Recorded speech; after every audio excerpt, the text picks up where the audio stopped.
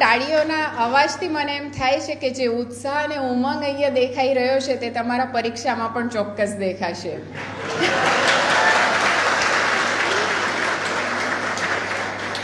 ગઈકાલે યુવા દિવસ હતો અને સ્વામી વિવેકાનંદે કહ્યું હતું કે ઉઠો, જાગૃત થાઓ અને ધ્યેય પ્રાપ્તિ સુધી મંડ્યા રહો. અને આવતીકાલે સંક્રાંત છે.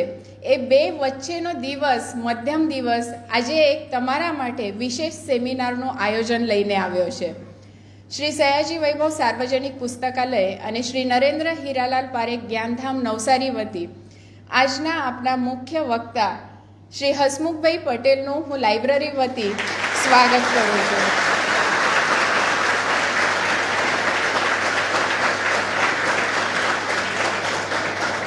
કદાચ મારે એમ નહીં કહેવું પડે કે હવે તાળીઓ થોડી ઓછી પાડશો કેમ કે આપણી પાસે સમયની મર્યાદા છે. એના બદલે પ્રશ્ન પછી વધારે પૂછશો તો તમે સરનો લાભ વધારે લઈ શકશો. તો ખૂબ વ્યસ્ત સ્કેડ્યુલમાંથી સર આપણા સુધી પહોંચ્યા છે. ઘણી બધી સંસ્થાઓએ એમને રિક્વેસ્ટ કરી હતી, પરંતુ સયાજી લાઇબ્રેરી આ નામથી અને આપણા સૌથી એ પરિચિત હોવાથી એમને આપણા આમંત્રણને માન આપીને આમંત્રણ સ્વીકાર્યું છે. તે બદલ ખૂબ ખૂબ આભાર સર. અને આના પછી હું પ્રમુખ શ્રી પ્રશાંતભાઈ પારેખને વિનંતી કરું છું કે પ્રાસંગિક બે શબ્દ માટે આપ આવશો.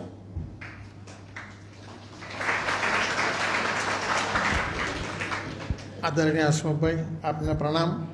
વાલા બાળકો, વિદ્યાર્થીઓ, આપ સૌને પણ ખૂબ ઉમળકાથી આવકાર. કારકિર્દીના માર્ગદર્શન માટે આટલી મોટી સંખ્યામાં ઉપસ્થિતિ જોઈને ખૂબ આનંદ થાય છે કે તમે તમારા ભવિષ્ય માટે ખૂબ ચિંતિત છો. આપણે સર્વ ભારતને ખૂબ વિકસિત જોવા માંગીએ છીએ, પણ વિકસિતતાનો અર્થ શું હોઈ શકે એ તમે એમની પાસેથી સાંભળજો. માત્ર હોદ્દો પ્રાપ્ત કરવો, પૈસા કમાવા એ તો એક જીવનની ગતિવિધિ છે, પરંતુ એક સારા નાગરિક બની આપણે ભારતના વિકાસમાં કેટલો ફાળો આપી શકીએ એ સૌથી મહત્ત્વનું છે. ખૂબ સરસ દિવસ છે.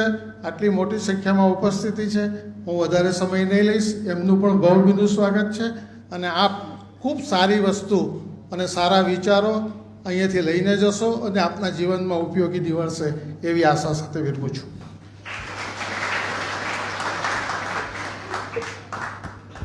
Thank you Prashantbhai. આજના વક્તાને કોઈ જાણતું નથી એવું તો શક્ય જ નથી, પરંતુ ટૂંકમાં હું એમ કહી શકીશ કે BE civil, ME structural engineering, MBA, PhD, LLM, એકેડેમિક્સની આટલી બધી પદવીઓ જેમની પાસે છે એ આજે GPSCના ચેરમેન તરીકે આપણી સમક્ષ માર્ગદર્શન આપવા માટે હાજર રહ્યા છે. DIG, IGP તરીકે Surat, Gandhinagar, anti bureau corruption એમાં તો ફરજ બજાવી ચૂક્યા છે. અને જ્યારે એમને GPSCના ચેરમેન તરીકે ગવર્મેન્ટે જવાબદારી સોંપી ત્યારે he is the first ever police officer in Gujarat two hold the post of GPSC chairman.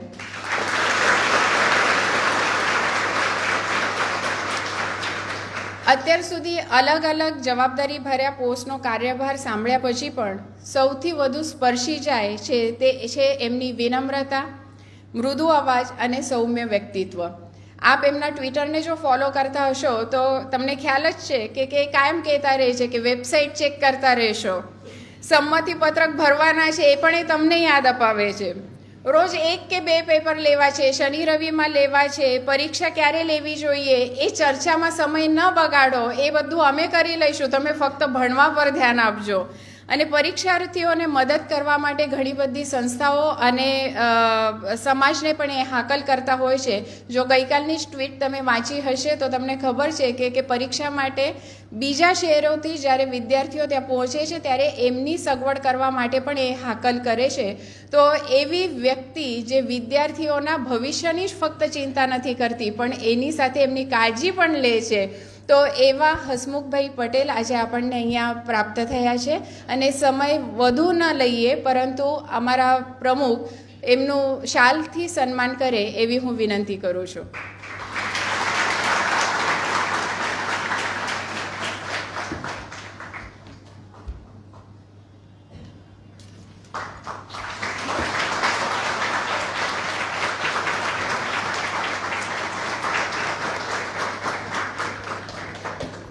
જયપ્રકાશભાઈ અને દીપકભાઈને વિનંતી કે લાઇબ્રેરીની પ્રણાલિકા પ્રમાણે એમનું પુસ્તકથી સ્વાગત કરે.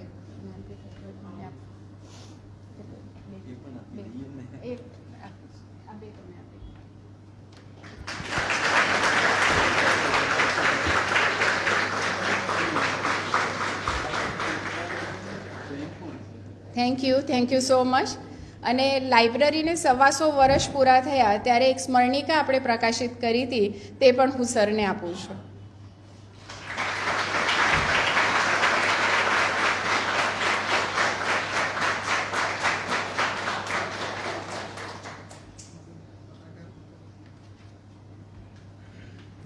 અહીં વિદ્યાર્થીઓ સિવાય જે પણ મોભીઓ ઉપસ્થિત છે, પત્રકાર મિત્રો પણ છે, એ બધાનું પણ હું સ્વાગત કરું છું. અને હવે હું આ સ્ટેજ સરને સુપુર્દ કરું છું. Thank you so much.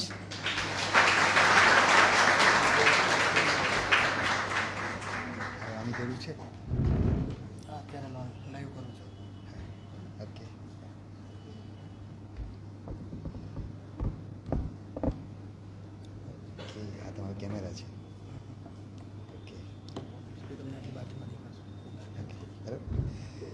આજના આ કાર્યક્રમમાં ઉપસ્થિત આ લાઇબ્રેરીના સૌ પ્રહરીઓ કે જે સરસ લાઇબ્રેરી ચલાવે છે નવસારીમાં,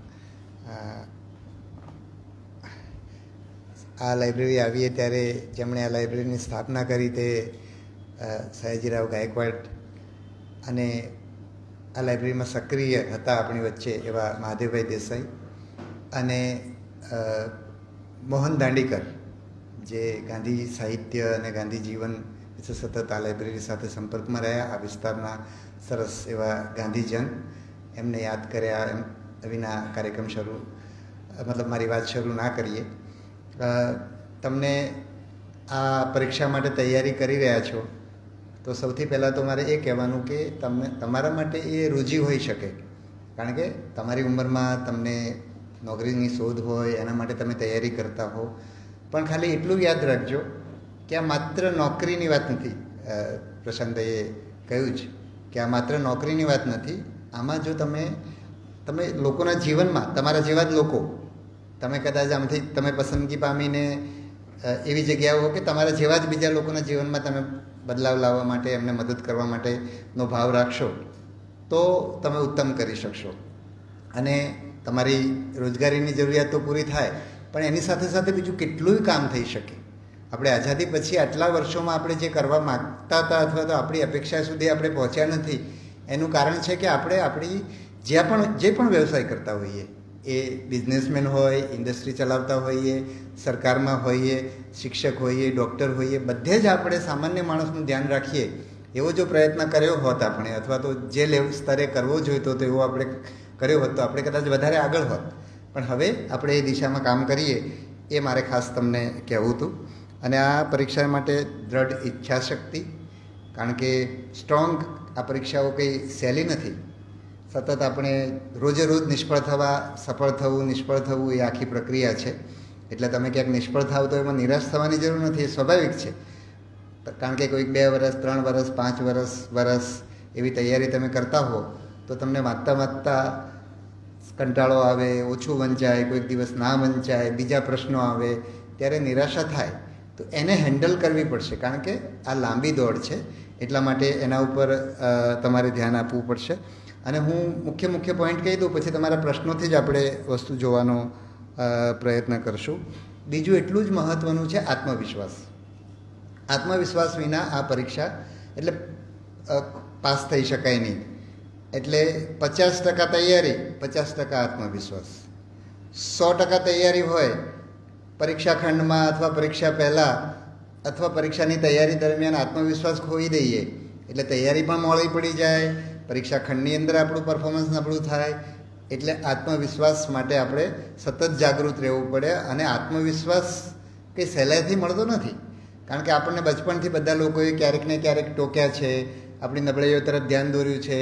એટલે આપણે આપણી સબળાઈઓ વિશે આપણે વાકેફ છીએ જ નહીં. આપણે સતત એવો જ અનુભવ કરીએ છીએ કે હું તો આમ છું, મારામાં આ ખામી છે, આ ખામી છે. એટલે એનાથી સતત બહાર આવવાનો પ્રયત્ન કરતા રહેવું પડે, પોતાની પીઠ થાબડતા રહેવું પડે. જ્યારે નિષ્ફળ થઈએ ત્યારે એને હેન્ડલ કરવા માટે થઈને આપણે જ્યારે સફળ થયા હતા એ યાદ કરતા રહેવાનું, તો આપણે આટલી લાંબી દોડમાં આપણે ટકી શકીએ. એવી જ જરૂરિયાત નિયમિતતાની છે. અને નિયમિતતા મેં કહ્યું એમ સહેલી નથી. આપણે નિષ્ફળ જવાના જ છીએ. આપણે નક્કી કર્યું એમ રોજે રોજ નહીં જ કરી શકીએ. પણ આપણે થાય છે શું કે આપણી અપેક્ષા મુજબ અથવા આપણા પ્લાન મુજબ આપણે ના કરી શકીએ, એટલે આપણે પછી બીજા 2 દિવસ બગાડીએ એની આલોચનામાં કે ભાઈ મેં આવું કેમ કર્યું, પોતાની ટીકા, અપરાધ ભાવ, એ બધામાં પડવાની જગ્યાએ જ્યારે આપણે 1 દિવસ બગાડ્યો હોય તો આપણું હવે કામ પેલો 1 દિવસ બગાડ્યો છે એના ઉપરની ચર્ચા ને એમાં સમય બગાડવાની જગ્યાએ આપણે હવે બીજો દિવસ સુધારવા ઉપર આપણે લાગી જઈએ, એના ઉપર આપણે ધ્યાન રાખવું પડે ને. એ સહેલું નથી હોતું બધા માટે. એટલે એમાં સફળ ના થાવ તો પણ નિરાશ નથી થવાનું, પ્રયત્ન કરતા રહેવાનું છે. પછી જ રીતે ક્રિએટિવિટી. તમે એક વિષય લઈને વાંચતા હો, કંટાળી જાઓ, અથવા એક પદ્ધતિથી વાંચતા હો, એક જગ્યાએ વાંચતા હો, એક સમયે વાંચતા હો, તો એ બધું જ બદલતા રહેવાનું. એટલે એ જેમ જેમ ક્રિએટિવિટીની તમે કંટાળી જાઓ, એટલા માટે પણ ક્રિએટિવિટી તમારા માટે મહત્ત્વની છે. એટલે તમારી પરીક્ષા તૈયારીની પદ્ધતિઓ બદલતા રહેવાની. અને દરેકની પાછી જુદી જુદી રીત હોય. હું અહીંયા તમને કહું અથવા તમારા કોઈ મિત્ર એક રીતે તૈયારી કરતા હોય, સફળ થઈ ગયા, કોઈ ટોપરની તમે વાત સાંભળતા હો, તો એ તમારા માટે, તમને જે ફાવતું હોય એ તમારા માટે યોગ્ય છે. એટલે તમારે પ્રયત્ન બધા કરવાના, પણ તમારી સાથે જે મેચ થાય એ પ્રકારે કરશો તો તમારું સારું રહેશે. એવી જ એક વસ્તુ છે બલ્ક રીડિંગ. આપણે શું કરીએ કે ઘડીકમાં આ વાંચીએ, ઘડીકમાં આ વાંચીએ, આ ચોપડી વાંચીએ, પેલી ચોપડી વાંચીએ, આ વિષય વાંચીએ, એમાં આપણો બહુ સમય જતો હોય છે. એટલે એક નક્કી કરવું પડે કે આ એક વિષય છે, મારે પૂરો કરવાનો છે. એવું જરૂરી નથી કે આપણે 1 મહિનો સળંગે એ વિષય વાંચી શકીએ, એમાં કંટાળો આવે. પણ ધારો કે આપણે એવી 3 વસ્તુ પકડી લીધી અને ત્રણેયમાં મારે બલ્ક રીડિંગ કરવું છે, બલ્ક કામ કરવું છે, એક મોટા જથ્થામાં વાંચવું છે. અથવા તો એક વાંચવું જેવું નથી જરૂરી, કોઈ પ્રકારની તૈયારી કરવી છે. તો એ જે પણ તૈયારી કરો એ મોટા જથ્થામાં કરશો તો રિઝલ્ટ મળશે. તમારા મોટામાં મોટી મર્યાદા, તમે જ્યારે લાંબી તૈયારી કરતા હો ને ત્યારે તમે ચોપડી લઈને બેઠા હો, તમે બની શકે ઘરમાં કામ ના કરતા હો, કે સામાજિક પ્રસંગોમાં ધ્યાન ના આપતા હો, કે તમારા શોખના વિષયમાં ધ્યાન ના આપતા હો, પણ એનો અર્થ એ નથી કે તમે મોટા જથ્થામાં તૈયારી કરતા હશો. એટલે એના ઉપર તમે જે કરો છો એ અસરકારક રીતે તૈયારી કરો છો, એના ઉપર ધ્યાન રાખવું પડે.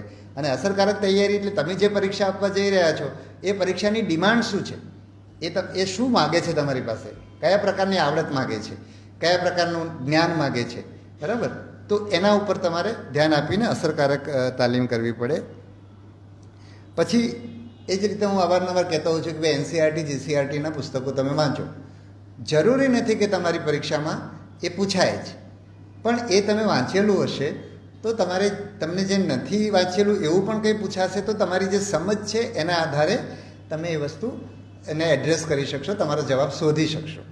આમ પણ આપણે જીવનમાં પણ આપણી પાસે એક તો પહેલી વસ્તુ કે પરીક્ષાઓની અંદર હવે માહિતી તો અત્યારે બધે ગૂગલ પર ઉપલબ્ધ છે. એટલે કોઈ અધિકારી તરીકે કોઈની પસંદગી થાય એના પાસે માહિતી ના હોય તો એ કંઈ અધિકારી તરીકે કામ નહીં કરી શકે એવું નથી. એટલા માટે પરીક્ષાઓ માહિતીલક્ષી હોય એવું જરૂરી નથી. ક્યારેક માહિતીલક્ષી હોય પણ છે, બરાબર છે, પણ આપણી પાસે સમજ તો હોવી જ જોઈએ. તો માહિતી ઘણીવાર ન હોય તો પણ આપણે જવાબ આપી શકીએ. અને એનો અર્થ એ નથી કે સાવ માહિતી વિના ચાલે, માત્ર સમજથી ચાલે. એટલે માહિતીને સમજ બંનેને સાથે જોડવા પડે, અને માહિતી હોય તો જ સમજ પછી વિકસે. એટલે કેટલીક માહિતી તો આપણને જોઈએ જ, એટલે એના ઉપર પણ ધ્યાન આપવું પડે. એ જ રીતે તમે જ્યારે ધારો કે પસંદગી પામો છો અને સરકારી અધિકારી કર્મચારી બનો છો, તો સરકાર પાસે પણ જ્યારે અમે લોકો કામ કરતા હોઈએ છીએ તો બધી માહિતી હોતી નથી. આપણે જીવનમાં પણ ઘણા બધા નિર્ણયો આપણે કરીએ ત્યારે બધી માહિતી ના હોય, તો આપણે કેટલુંક જોખમ લેવું પડે, કેટલુંક આપણે એનાલિસિસ, વિશ્લેષણ કરીએ અને એના આધારે નિર્ણય કરીએ, કેટલાક આપણા અનુભવના આધારે નિર્ણય કરીએ, સમજના આધારે નિર્ણય કરીએ. એટલા માટે પણ સમજનું સારું એવું મહત્ત્વ છે.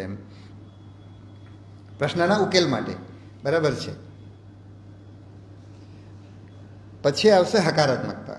આ બીજી એક મહત્ત્વની બાબત છે કે તમે હકારાત્મક હશો તો જ, એટલે ઘણા બધાના તમારા સ્વાભાવિક રીતે તમારું ઘડતર એ રીતે થયેલું હોય, ઇવન એમાં જીન્સ પણ હોઈ શકે, બરાબર છે, તો તમારે એ સતત કેળવતા રહેવી પડે, હકારાત્મકતા કેળવતા રહેવી પડે. કેટલાક માણસો એવા જીવનમાં એમને સીધી જ હકારાત્મકતા જ આવે દરેક જગ્યાએ. કેટલાક જે લોકો બહુ આમ બોલકા હોય, બહુ એનર્જેટિક હોય, તો એ લોકો ગમે તેવી પરિસ્થિતિમાં રસ્તો કાઢીને આગળ વધે, એના સ્વભાવમાં જે વસ્તુ છે તો એમને કદાચ મુશ્કેલી ઓછી પડે. પણ 50% લોકો એવા હશે કે જે બહુ આમ શાંત ટાઈપના, બહુ ઓછા બોલવાવાળા, અંતર્મુખી, અને એમને સતત કોઈ વસ્તુમાંથી નકારાત્મકતા જ જડે તો એનાથી તમારે એને હેન્ડલ કરવી પડે, બરાબર છે, અને એને તમારે નકારાત્મકતાથી બહાર નીકળવું પડે. એવું જ છે ફરિયાદ અને કૃતજ્ઞતા. તો ઘણા બધા લોકો ફરિયાદ, અમે ધારો કે જીપીએસસીની પરીક્ષા લઈએ છીએ, કોઈ પણ પરીક્ષા તંત્ર પરીક્ષા લેતું હોય તો દરેકની જરૂરિયાત પૂરી થાય અથવા દરેકને સારું લાગે કે વાહ મને જોઈતું તો બધું મળ્યું, એવું કોઈ પરીક્ષા સંસ્થા પરીક્ષા નહીં લઈ શકે. આપણા ઘરોની અંદર પણ એવું નથી થતું.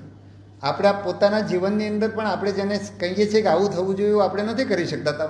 તમારો દાખલો લઈએ કે તમે જે રીતે વાંચવું જોઈએ નથી વાંચી શકતા.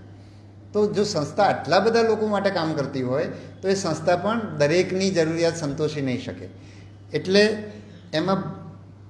એમાં ભૂલો કાઢવાની જગ્યાએ આપણે એમાં એ લોકો જે સારું કરે છે એના ઉપર તમે ધ્યાન આપશો તો તમને સારું પરિણામ તમારું આવશે, બરાબર છે. એટલે એટલે ફરિયાદ કરવાની જગ્યાએ એ લોકોએ જે કર્યું છે એમાંથી કંઈક સારું શોધવાનો પ્રયત્ન કરો તો તમે નકારાત્મકતાથી બચશો. નકારાત્મકતાથી બચશો તો જ તમે આ પરીક્ષામાં સફળ થશો. બીજું એની સાથે સાથે તમને એ કહું કે કોઈ પણ પરીક્ષામાં તમારા પાસેની એક અપેક્ષા હોય છે. તમારા વ્યક્તિત્વમાં એ પ્રકારનો બદલાવ હોય છે. તમે તમારામાંથી જોઈ લેજો. જે લોકો 2-1 વર્ષથી પરીક્ષાની તૈયારી કરતા હશે અથવા તો 2-3 પરીક્ષાઓ આપી ચૂક્યા હશે તો તમે જુઓ તમારી પહેલી પરીક્ષામાં રિઝલ્ટ, બીજીમાં, ત્રીજીમાં તમારામાં એ પ્રકારનો બદલાવ આવશે તો જ તમારું પરિણામ આવશે. આ બધી જે વાત કરી રહ્યો છું ને, કારણ કે ધારો કે અમે અથવા કોઈ પણ પ્રાઇવેટ લોકો, પ્રશાંતભાઈ જેવા પ્રાઇવેટ લોકો પણ પસંદ તો આવા જ માણસને કરશે કે જે હકારાત્મક હોય, જે પોઝિટિવ મતલબ જેનામાં આત્મવિશ્વાસ હોય, જે નવા રસ્તા કાઢવાની વૃત્તિવાળો હોય, એવા લોકોને પસંદ કરશો ને. એટલે તમારા વ્યક્તિત્વમાં જેમ જેમ બદલાવ આવતો જશે ને એમ તમારે સફળ થવાની શક્યતાઓ વધતી જશે. એટલે તમારા વ્યક્તિત્વના બદલાવ ઉપર તમારે કામ કરતા રહેવું પડે. પછી જૂથમાં તૈયારી. તો જૂથમાં તૈયારી કરવાથી શું થાય કે તમને એકબીજાનો સપોર્ટ મળે. ધારો કે એક જણ એક વિષય તૈયાર કરે છે, બીજો જણ બીજો વિષય તૈયાર કરે છે, જેણે જે વિષય તૈયાર કર્યું છે બીજાને સંભળાવે છે. ઘણી બધી આપણે કોઈના મોઢે સાંભળ્યું હોય અથવા ચર્ચા કરી હોય તો એ વધારે સહેલાઈથી યાદ રહેતું હોય છે. દાખલા તરીકે સિમ્પલ આપણે લઈએ કે ઇતિહાસનો વિષય, તો તમે એ વાંચશો એટલે તમને બધું આમ સરસ લાગશે, પણ પેપર તમારા હાથમાં આવે એટલે તમને એમ થાય કે આવું કંઈક વાંચેલું છે પણ એક્ઝેક્ટ ખબર નથી એમ. પણ જો તમે પેપર સોલ્વ કર્યું હોય અથવા બીજાઓ જોડે ચર્ચા કરી હોય તો તમને યાદ રહેશે. એટલા માટે પણ જૂથમાં કરવું જોઈએ. એ જ એની સાથે સાથે આપણે પેપરની પણ વાત કરી લઈએ કે પ્રશ્નપત્રો જેટલા કરશો ને, તમે ધારો કે ઇતિહાસ કે ભૂગોળ કે બધા વિષયો વાંચો ત્યારે બહુ સરસ લાગે. પહેલી વાર વાંચો તો એ સરસ લાગે, પાછા તમે બીજી વાર વાંચવા જાઓ ને એટલે તમને એમાં પાછું ભૂલાઈ ગયું હોય. પણ જો તમે એને પેપરના સંદર્ભમાં વાંચશો અથવા પેપર વાંચતી વખતે તમે પાછા પાઠ્યપુસ્તકની અંદર જઈને જોશો તો તમને યાદ રહેવાની શક્યતા વધશે. પછી એ જ રીતે જૂના પેપર છે. પછી તમે ડિસ્ક્રિપ્ટિવ ટાઈપની પરીક્ષા છે તો પેપર લખવાનું પણ બહુ બધું કામ છે. કારણ કે ડિસ્ક્રિપ્ટિવ પરીક્ષાની અંદર તમે જ્યારે એનો જવાબ આપતા હો છો ત્યારે તમારે પ્રોસેસિંગ ચાલતું હોય. તમારી સામે પ્રશ્ન આવ્યો, તમારી પાસે માહિતી તમે વાંચેલું છે, જ્ઞાન પ્રાપ્ત કરેલું છે, એને પ્રોસેસ કરવાનું છે, ટૂંકા સમયની અંદર તમારે લખવાનું છે. એટલે પ્રેક્ટિસ એ MCQ બેઝ પરીક્ષા હોય કે લેખિત લાંબી પરીક્ષા હોય, એ બંનેની અંદર પ્રેક્ટિસ બહુ જરૂરી છે. અને એમાં તમે ઘણા બધા કોચિંગના પ્રશ્નપત્રોને બધું તમે કરતા હો છો, પણ તમે જોજો કે તમારા કોચિંગના મોટા ભાગના પ્રશ્નપત્રોનું લેવલ આજે વાસ્તવમાં સ્પર્ધાત્મક જુદી જુદી પરીક્ષાઓની સાથે મેચ થાય એવું હોતું નથી. એટલે તમે જે સ્પર્ધાત્મક પરીક્ષાના પાછળના વર્ષોના પ્રશ્નો કરો તો એ વધારે સારું રહેશે. બરાબર, લગભગ હું માનું છું કે બધા પોઈન્ટ આવી ગયા છે. યસ. સો આટલા પોઈન્ટ મારે તમને કહેવાના હતા. મારેથી કંઈ અડી જતું હોય બંધ થતું હોય તો કહેજો. બરાબર, તો મેં હવે આ બધા પોઈન્ટ મેં કહી દીધા. હવે તમારા પ્રશ્નો હોય એના સંદર્ભમાં હું જવાબ આપું તો તમને વધારે સારું રહેશે. એટલે જેને પણ પ્રશ્ન હોય એ બોલો ઊભા થઈને. તો હું કદાચ તમારો પ્રશ્ન માઇકથી નહીં સંભળાય તો હું રિપીટ કરી દઈશ એટલે બધાને સંભળાઈ જશે.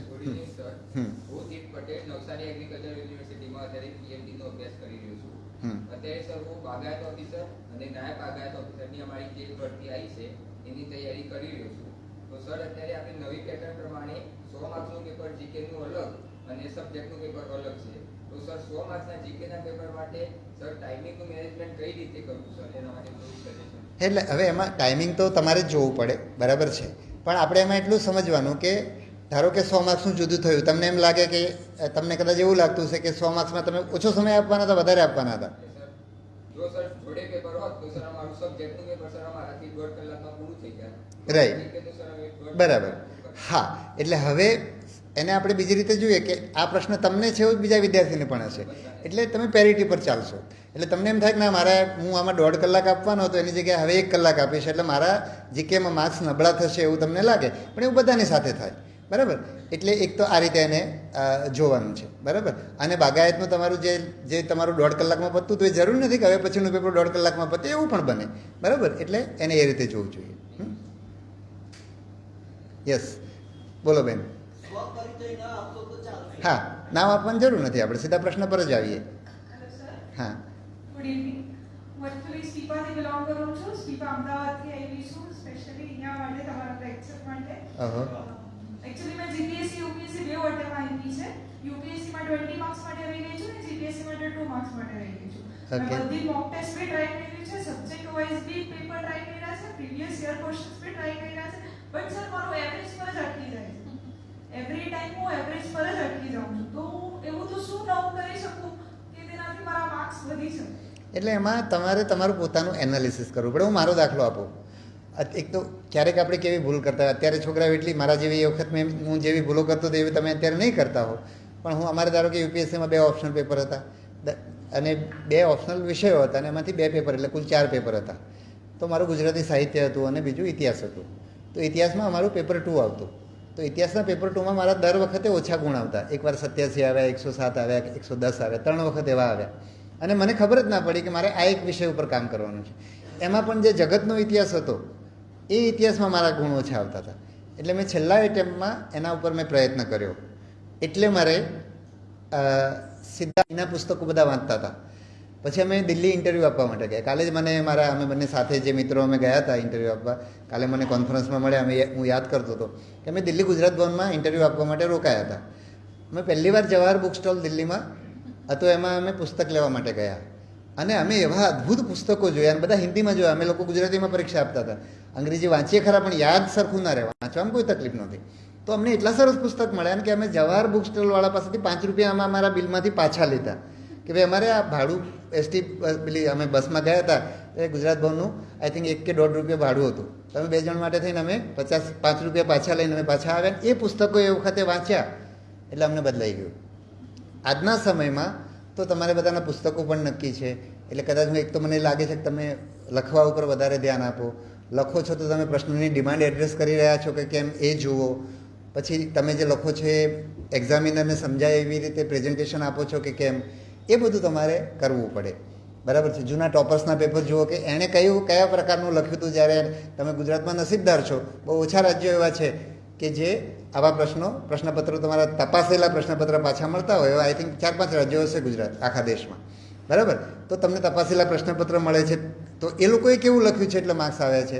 આ બધું તમે જોશો અને એના આધારે તમે ક્યાં છો એનું મૂલ્યાંકન કરતા રહો તો તમને એનો ફાયદો થઈ શકે. બરાબર.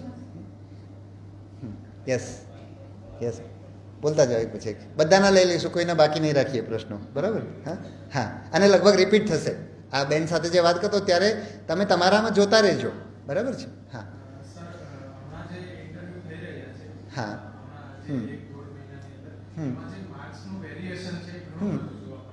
બરાબર બરાબર છે. હવે ઇન્ટરવ્યૂનું કેવી રીતે શું કરવું જોઈએ ના કરવું જોઈએ અમે તો તમને ખબર પડે, અમે તમને ઇવેલ્યુએટ કરીએ છીએ માર્ક્સ આવે ત્યારે. હવે ઇન્ટરવ્યૂ કેવી રીતે કરવું જોઈએ એવું તો મારે તમને જાહેરમાં તો કહેવાનું ના હોય એક વસ્તુ. બીજું અમને પણ દરેક વ્યક્તિને અમે પોતાની રીતે જોતા હોય, મૂલ્યાંકન કરતા હોય, જુદી જુદી વસ્તુ પૂછાતી હોય. બરાબર છે. ત્રીજું એ કે આ બધા પ્રશ્નોની અમે ચર્ચા જાહેરમાં કરીએ તો બીજા દિવસે કોચિંગ ક્લાસો ચાલવા માંડે, તમારા જ પૈસા લે એ લોકો. બરાબર, રાઈટ.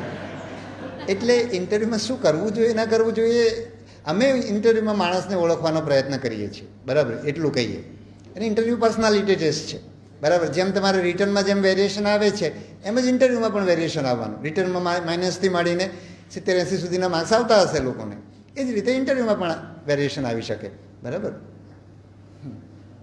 હેલો સર, મેં શિક્ષક તરીકે નર્મદા જિલ્લામાં નોકરી કરું છું. હમણાં શિક્ષક ક્લાસ 3માં છું. ભવિષ્યમાં જીપીએસસીની એક્ઝામ પાસ કરી છે તો હાલમાં નોકરી સાથે આગળ કેવી રીતના ફોકસ કરવું તે બાબતે 6, 7, 8 મહિના પછી તૈયારી ચાલુ કરશો એટલે વર્ષ પછી તમારો પહેલો એટેમ્પ્ટ એવો જ જશે. એટલે સૌથી પહેલાં તમારે જ્યાં એટેમ્પ્ટની મર્યાદા નથી ત્યાં એટેમ્પ્ટ આપવાથી શરૂ કરો. આપવા માંડશો એટલે તમને ખબર પડશે, પરીક્ષા સમજાશે અને પછી તમે એમાં એકવાર ઝંપલાવશો તો પછી એમાં તમને મજા પડશે અથવા એની મુશ્કેલીઓની ખબર પડવા માંડશે. એટલે મને એમાં બહુ ખબર નહીં પડે કારણ કે હું તમારી જેમ પરીક્ષા તો આપતો નથી, બરાબર છે. પ્લસ એક્સપર્ટ લોકો આ કરતા હોય છે. પણ સિમ્પલ વસ્તુ છે કે પ્રશ્નની ડિમાન્ડ એડ્રેસ થવી જોઈએ. આપણે શું કરતા જ્યારે આપણે શાળામાં પ્રશ્નપત્રો લખતા અથવા હું મારું યુપીએસસીનું જોઉં છું તો મને એમ જ દેખાય કે સીધા પ્રશ્નમાં જે પૂછ્યું છે એનો જવાબ છે અને અસરકારક રીતે અપાયો છે એ રીતે જોવું પડે એમ. ખાસ કરીને તમે ટોપર્સના પેપર જુઓ તો તમને આઈડિયા વધારે આવે એવું મારું માનવું છે, બરાબર.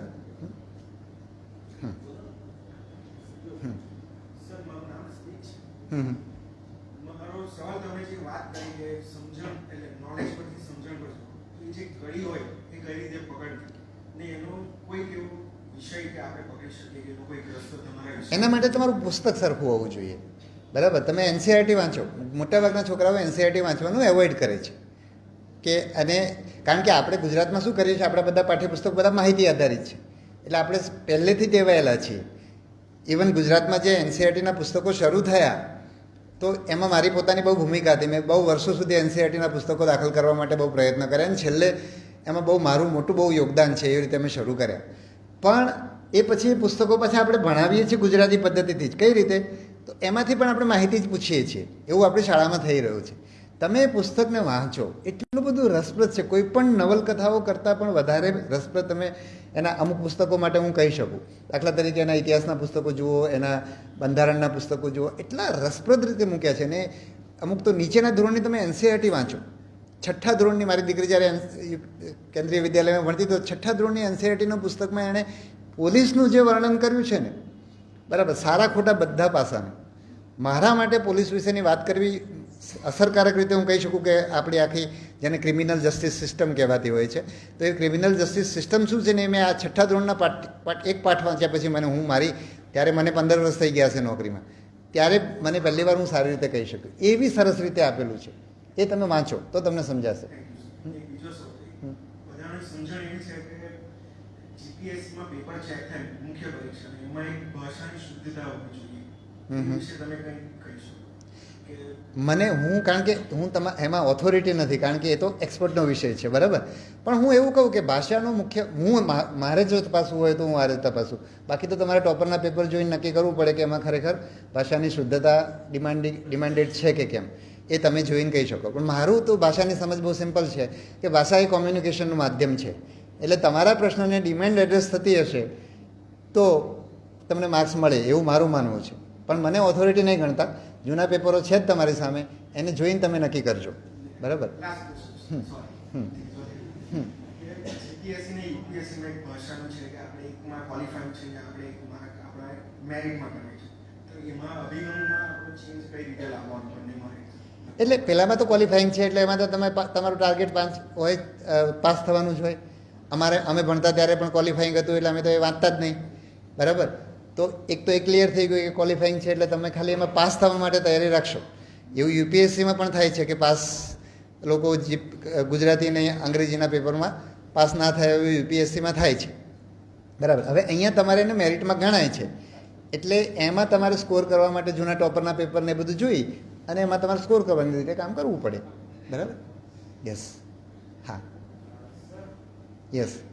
મારો સવાલ એ હતો કે જીએસના પેપરમાં એમસીક્યુ બેઝ તો તૈયારી કરીને જૂના ક્વેશ્ચન પેપર સાથે થઈ જાય છે, પણ જ્યારે ગુજરાતી અને ઇંગ્લિશનું લેખનનું પરીક્ષાનું પેપર આવે છે તેની અંદર ભાષાની મૌલિકતા કેળવવા માટે, કારણ કે અત્યારે ડે બાય ડે ઇટર પ્રવૃત્તિનું વાંચન બહુ ઓછું થાય છે, તો કરંટ ન્યૂઝપેપર સાથે આપણે મૌલિકતા કેવી રીતે કેળવી શકીએ એ બાબતે થોડું ગાઈડ કરી શકો છો, કેમ કે આપણી પણ મોટી આપ લખો છો એમાં ઘણું બધું થાય છે. અને બીજો એક સાથે એક સવાલ એ હતો કે આપણે ત્યાં એવું ચાલે છે કે ગુજરાતીના પેપરની અંદર આપણા માર્ક બહુ કપાય છે ગુજરાતી લેંગ્વેજની અંદર, તો એના માટે શું કરી શકાય? અને બીજું એક એ હતું કે ઇન્ટરવ્યુ માટે એક પૂછતા જાઓ ને બધું ભૂલી જઈશું. એટલે જો પહેલું તમે ગુજરાતીની મૌલિકતાની વાત કરી તો મૌલિકતા તો તમારે પ્રેક્ટિસથી આવે એક તો વસ્તુ. બીજું તમે ટિપિકલ પરીક્ષાલક્ષી બહુ આમ પરીક્ષામાં બંધાઈ જાઓ ને એટલે તમે બહુ આમ સ્ટ્રેસમાં કામ કરો કે ભાઈ હું આમ લખીશ એટલે આમ થઈ જશે ને આમ લખીશ તો મને આમ માર્ક્સ નહીં મળે ને એવું બહુ વિચારશો ને તો કદાચ મને લાગે છે કે બહુ ઉપયોગી નહીં થાય તમને, એવું મારું માનવું છે, બરાબર છે. પણ તમારે પેપર જોઈને નક્કી કરવું પડે. બીજું હું મારો પોતાનો તમને અનુભવ કહું. મને ગુજરાતીમાં પહેલેથી સારા ગુણ નહોતા આવતા અને મારે તો 1 થી 7 ધોરણમાં અમારે ગુજરાતીના 2 પેપર આવતા. એક તમારું પાઠ્યપુસ્તકને આધારિત ને એક નિબંધવાળું, એટલે નિબંધ વિચાર વિસ્તારનું આખું એક અલગ પેપર આવતું અમારા બનાસકાંઠામાં. તો પણ મારું ગુજરાતી ક્યારેય સારું નહોતું, કારણ કે ત્યાં ગુજરાતી સારી રીતે ભણાવવામાં પણ નહોતું આવતું. સાચી વાત કરું તો હું પછી 8મા ધોરણથી વિસનગર ગયો ને તો મેં જોયું કે ત્યાં લોકોનું ગુજરાતી બહુ સારું હતું. એટલે મારું પહેલેથી પાયાથી જ ગુજરાતી સારું નહોતું. 10માં મારા 51 માર્ક્સ હતા અને 12માં કદાચ 56 કે 57 હતા. એમાં મેં જીપીએસસી ક્લાસ 1ની પરીક્ષા આપી અને મેં જરા પણ તૈયારી કર્યા વિના જ આપી હતી, કારણ કે મારે હું યુપીએસસી જ આપતો એટલે વગર તૈયારી મેં પરીક્ષા આપી હતી. મેં એકાદ દિવસ વાંચ્યું હતું. એ વખત અમારે લિબર્ટીનું એક પુસ્તક આવતું, એક નાનકડું વાંચીને ગયો હતો. એમાં એક નિબંધ પૂછાયેલો, આઈ થિંક ચોમાસાની સાંજ કે એવું કંઈક નિબંધ હતો, બરાબર. તો હું ત્યારે ગુણવંશાની કોલમ વાંચતો, એટલે એ જે રીતે લખે ને એવું મને થયું કે લાવ હું એ પ્રયત્ન કરું. એટલે એ વખતે મેં એ નિબંધ કમસે કમ 20 માર્ક્સનો નિબંધ હશે એટલે રીતે લખવાનું કરેલું અને મને 61 માર્ક્સ આવ્યા, જે મારી કારકિર્દીમાં ગુજરાતી ભાષાના સૌથી વધારે ગુણ છે, બરાબર. ઓકે, ચાલો બીજા પ્રશ્નો. હા સર, હું ફોરેસ્ટ્રી ગ્રેજ્યુએટ છું sir, forestry BSc honours forestry. Sir, એ ગુજરાતની એકમાત્ર કોલેજ છે જે નવસારીની અંદર આવેલી છે. બિલકુલ. તો આપણે ગુજરાતની અંદર આરએફઓ એસીએફની ભરતી થતી હોય છે. રાઈટ. હા, તો સર એના માટે સર ફોરેસ્ટ્રી સ્ટુડન્ટને પ્રેફરન્સ અથવા જે મળવું જોઈએ છે તે મળતું નથી એની અંદર એક્ઝામની અંદર. જે રીતના તમે સર હમણાં વાત કરી કે હોર્ટિકલ્ચર ઓફિસરની ભરતી આવેલી છે, તેમાં ફક્ત ને ફક્ત હોર્ટિકલ્ચર ઓફિસર એટલે હોર્ટિકલ્ચર કરેલું છે, ગ્રેજ્યુએટ છે, એમને જ લેવામાં આવશે. પરંતુ જ્યારે ફોરેસ્ટ્રીનું આવે સર તો એની અંદર ફોરેસ્ટ્રીના સ્ટુડન્ટોને ક્યાંય એલિજિબલ જ નથી કરવામાં આવતું. અને એ લોકો સર કેટલા વર્ષ 1988 થી કોલેજ ચાલુ છે સર. ઓકે. અને અત્યાર સુધી સર કોઈ જ એવું નથી કે આરએફઓ એસીએફ ઇવન ફોરેસ્ટરની અંદર બી એ લોકોને સમજી ગયો, તમારો પ્રશ્ન સમજાઈ ગયો. આપણે લાંબુ કરીએ એના કરતાં. એટલે હવે જો આ જે નિયમો બનાવવાની આખી પ્રક્રિયા છે એ જે તે વિભાગ કરતો હોય છે. જીપીએસસી પાસે ફાઇનલી એડવાઇસ માટે આવતું હોય છે, પણ નક્કી વિભાગ કરતો હોય છે, એટલે તમારે ત્યાં રજૂઆત કરવી પડે. સર અમે સર 1988 થી સર આ તમે દિનેશ દાસા સરને ઓળખો છો, અમારા સિનિયર છે સર. રાઈટ. હા, એમણે બી ઘણી બધી અરજીઓ કરી છતાં પણ સર બીજા રાજ્યની અંદર સર એવું છે કંઈ નહીં, મારા ધ્યાન પર આ ઇન્ફોર્મેશન આવી. હવે હું અત્યારે મને પણ બહુ ખબર નથી કે સરકારમાં કઈ રીતે નિયમો બને છે, પણ ચલો મારા ધ્યાન પર ઇન્ફોર્મેશન આવે, હું ધ્યાન પર રાખું છું મારાથી કે બીજા રાજ્યની અંદર ફક્ત સમજાઈ ગયો, પણ એને રિપીટ કર્યાનો કોઈ અર્થ નથી. હા, બરાબર, સમજાઈ ગયો તમારો પ્રશ્ન. હા, ઓકે, ચાલો. હા, મારે એક ક્વેશ્ચન હતો કે જેમ યુપીએસસીમાં એવું આવે છે કે તમારી એજ ઓગસ્ટ સુધીમાં કન્સિડર કરવામાં આવે છે, એટલે તમારે 21 યર્સની એજ હોવી જોઈએ.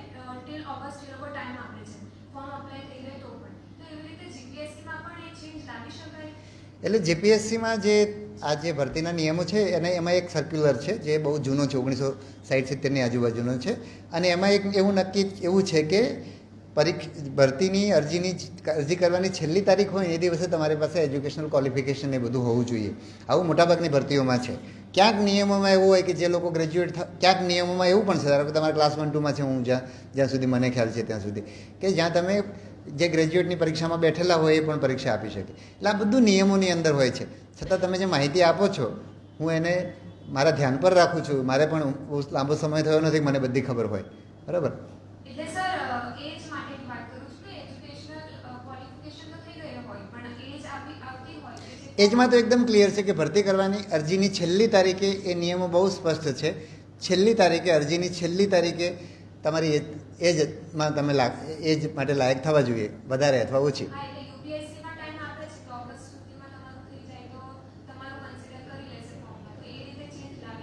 આઈ થિંક નહીં આવે, કારણ કે બધી જ ભરતીઓ માટે આ વધારે યોગ્ય છે, બરાબર. કારણ કે જુદા જુદા સમયે જુદા જુદા લોકોને જુદું થાય.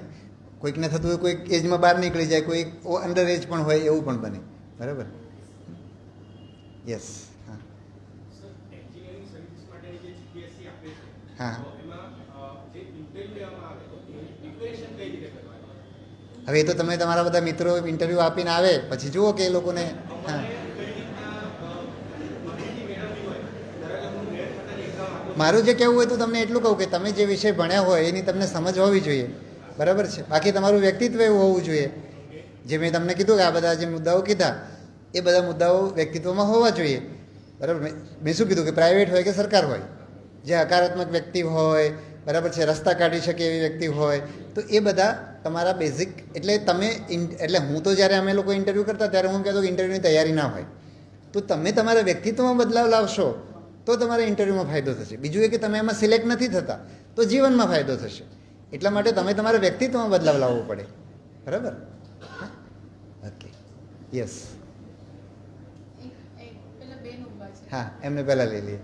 હેલો સર, હા, મારો એવો ક્વેશ્ચન છે કે હું અત્યારે હું ફર્સ્ટ યરમાં કોલેજમાં છું. મારી પ્રિપેરેશન જીપીએસસી શરૂ થઈ ગઈ છે, પણ અત્યારે 4 વર્ષ કોલેજના થઈ ગયા છે. તો ગ્રેજ્યુએશન 4 વર્ષ પછી, તો જીપીએસસી 4 વર્ષ પછી અપાય કે 3 વર્ષ પછી અપાય? એટલે ના, તમારું ગ્રેજ્યુએશન એ લોકો માગતા હોય તો ગ્રેજ્યુએશન થયા પછી જ તમે આપી શકો. બીએસસીમાં તો પણ ગ્રેજ્યુએશન કમ્પ્લીટ જ જોઈએ, પણ અત્યારમાં તો 4 વર્ષ થઈ ગયા છે.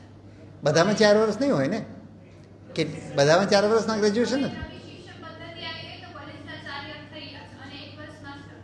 એટલે પણ 1 વર્ષ ઓછું થયું છે ને કે નહીં, મને ખબર નથી તમારે કોલેજમાં શું આવ્યું હોય.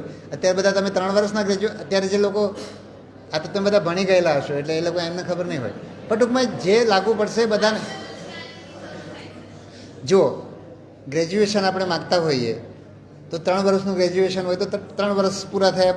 ટૂંકમાં તમારી પાસે ગ્રેજ્યુએશનનું પ્રમાણપત્ર હોવું જોઈએ, માર્કશીટ હોવી જોઈએ મિનિમમ, બરાબર. એટલે 4 વર્ષનું ગ્રેજ્યુએશન હોય તો 4 વર્ષ હોવા જોઈએ. દાખલા તરીકે હું તમને સમજાવું કે જીપીએસસી ક્લાસ 1, 2ની પરીક્ષા આપણે લઈએ છીએ, અત્યારે ગ્રેજ્યુએશન માગીએ છીએ, તો બીએ વાળો છે એ 3 વર્ષવાળો હશે, એમબીબીએસ વાળો 4 વર્ષવાળો હશે. એટલે એ તો ગ્રેજ્યુએશન જે જેટલા વર્ષો લાગશે એટલે તમારે આપવા પડશે એમાં, બરાબર.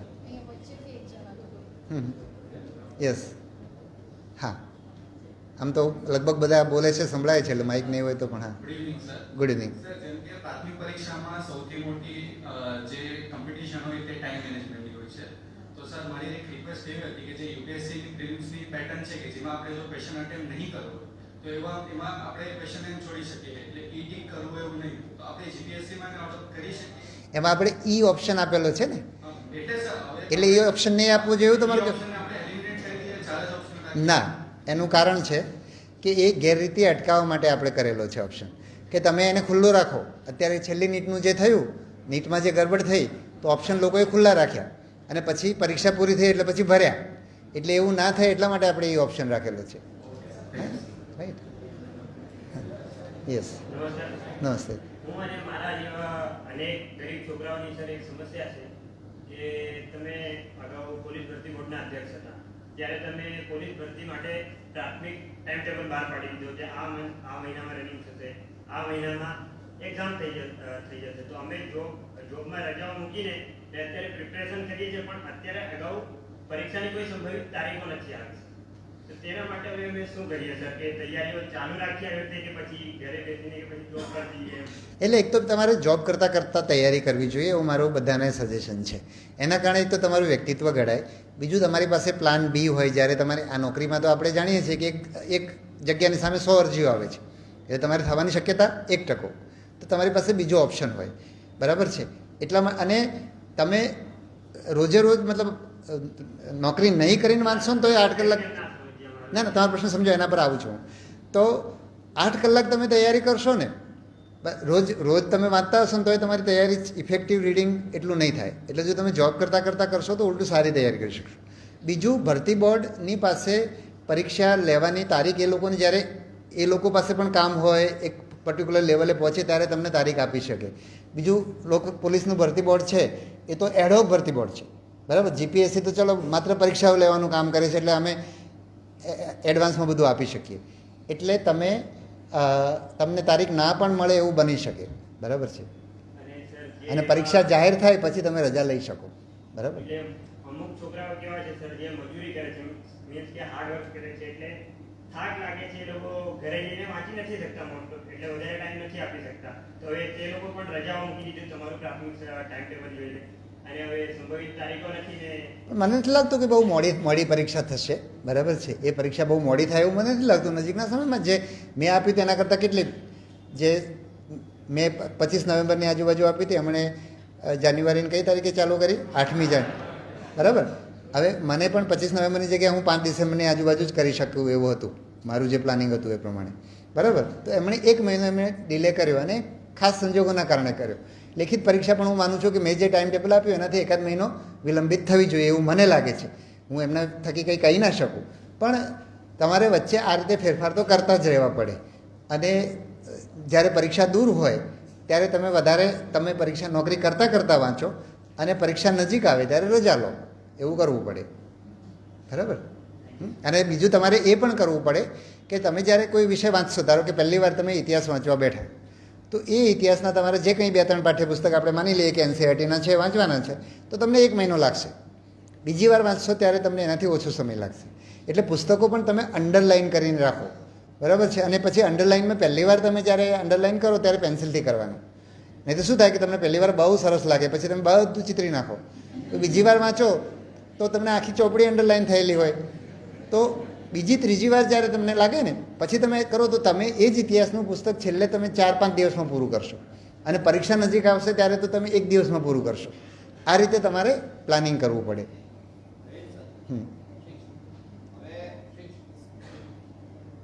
જય સર. હા, હવે આજે PSI ની મુખ્ય પરીક્ષાનો અભ્યાસક્રમ આવ્યો. હા, તો હવે તમે આપના જણાવ્યા મુજબ પ્રીવિયસ યર ક્વેશ્ચન આપણે અટેન્ડ કરવા. હવે PSI ના મુખ્ય પરીક્ષા માટે શું GPSC ના પ્રીવિયસ યર ક્વેશ્ચન એકદમ બરાબર છે. GPSCને જ કરવા પડે, કારણ કે બંનેનો અભ્યાસક્રમ સરખો છે. એટલે આપણે તેના કરીએ. હા, PSC ના ક્વેશ્ચન પેપર આપણે અટેન્ડ કરીએ તો PSI માટે યોગ્ય રહી શકે. હા, યોગ્ય જ રહે. એનું કારણ છે કે બંને ગુજરાતીના પેપર છે, બરાબર.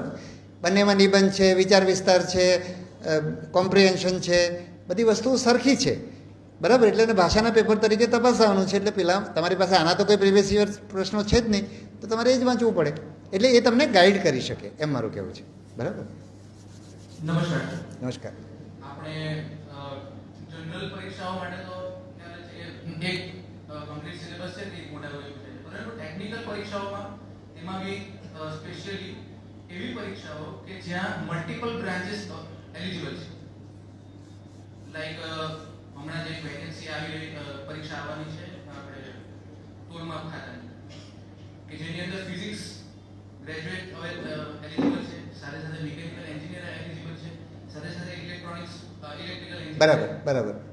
હવે એવું જોવામાં આવ્યું છે, મતલબ as a student as a candidate અમે, કે એવી કોઈ નીતિ અત્યાર સુધી ફિક્સ નથી કે જેથી કરીને અલગ અલગ ગ્રેજ્યુએશનના વિદ્યાર્થીઓને એક સરખા પ્રશ્નો, મતલબ કે આટલા જ પ્રશ્નો ફિઝિક્સના આવશે, આટલા જ પ્રશ્નો, એવું થાય છે કે જનરલી સમજાઈ ગયું. તમારે કહેવા એવું માગો છો કે ફિઝિક્સ, કેમેસ્ટ્રી, બાયોલોજી હોય અને 60 માર્ક્સ હોય તો બધા ત્રણેયના 20-20 આવે, એવું કંઈ કરવામાં આવ્યું નથી, એવું તમારું કહેવું છે, બરાબર. એવું જોવામાં આવ્યું છે કે નજીક નજીક હોય છે, પરંતુ ક્યાં ક્યાં કેટલીક બ્રાન્ચીસને ડાયરેક્ટ એડવાન્ટેજ પહોંચી જાય. એટલે એમાં તમારે 1-2 વસ્તુ સમજવી પડે. એક તો તમારી એડવાન્ટેજવાળી વાત સાચી, બાકી ઇન જનરલ જે જનરલ નોલેજનું પેપર હોય પર્સનલાઇઝ કરવાનો અમારો પ્રયત્ન ચાલુ જ છે. થોડોક સમય લાગશે, પણ અમે એ કરવાના છીએ જેથી કરીને તમારા આ જે બધા પ્રશ્નો છે ને એ એડ્રેસ થઈ જાય.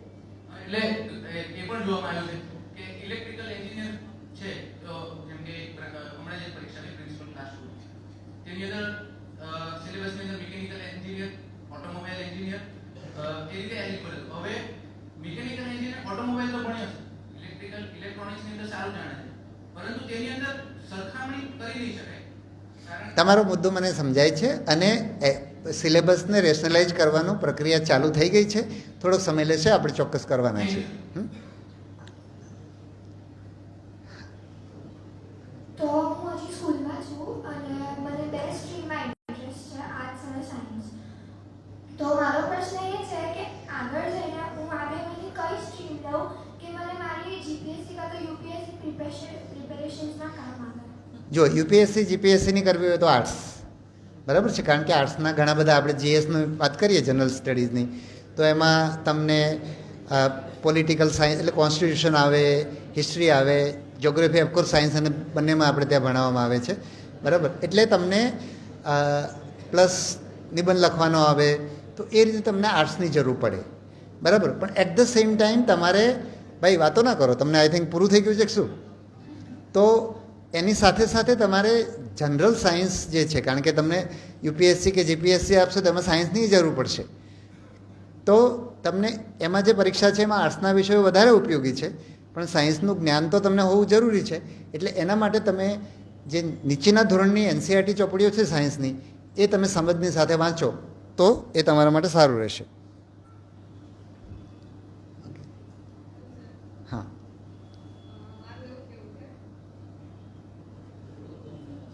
બોલો બોલો. આપણે પ્રિપેરેશન દરમિયાન એક ટાઈમ પ્રી આપો છો, મેન્સ આપો છો, પછી એક ટાઈમ પછી પ્રી પેટર્ન બદલાય છે તો પ્રીમાં જ સ્ટક થઈ જાય છે, મતલબ પ્રી નથી નીકળી શકતી એમ. તો એના માટે કોઈ તમે કઈ પરીક્ષા આપો છો? જીપીએસસી 1-2ની અંદર સ્ટક થાવ તો એમાં તમારી કંઈક મર્યાદા છે. પેટર્ન થોડી આગળ પાછી થઈ શકે, પણ મેં છેલ્લા સમયની અંદર એવી કંઈ પેટર્નમાં મોટો ફેરફાર નથી જોયો કે જે પહેલી વાર પ્રિલિમ પાસ કરે તો બીજી વાર ના કરી શકે. એવું જીપીએસસીની પ્રિલિમમાં એવો પ્રશ્ન નથી, બરાબર? કા પછી પહેલી વાર તમે હા રાઈટ, પણ એમ નહીં, પણ આ બધા પેપરો એવા છે કે જે લોકોએ સરખી તૈયારી કરી હશે ને તો આ બધામાં પાસ થશે, બરાબર? તમે લોકોએ જો તૈયારી પરીક્ષાને સરખી સમજ્યા હશો ને મેં તમને પર્સનાલિટીમાં જે ફેરફાર લાવવાના કીધા ને એ લાવ્યા હશો, સમજ આધારિત પુસ્તકો વાંચ્યા હશો, તો આ બધી પરીક્ષાઓ તમારા માટે એકદમ સિમ્પલ, તમે બધી ક્લિયર કરી શકશો. એટલે તમારી પ્રિપેરેશન ઉપર થોડું તમારે ધ્યાન આપવું પડે. એને જરા તમે આ રીતે મેં જે આજે બધી વસ્તુઓ કીધી ને એના સંદર્ભમાં તમારી તૈયારીને તમે તમારા વ્યક્તિત્વને તમારી તૈયારીને તમે જોવાનો પ્રયત્ન કરો તો તમને, હું એવું માનું છું કે પ્રિલિમમાં તો તમને પ્રશ્ન થવો જ ના જોઈએ. આવું મારું માનવું છે, બરાબર?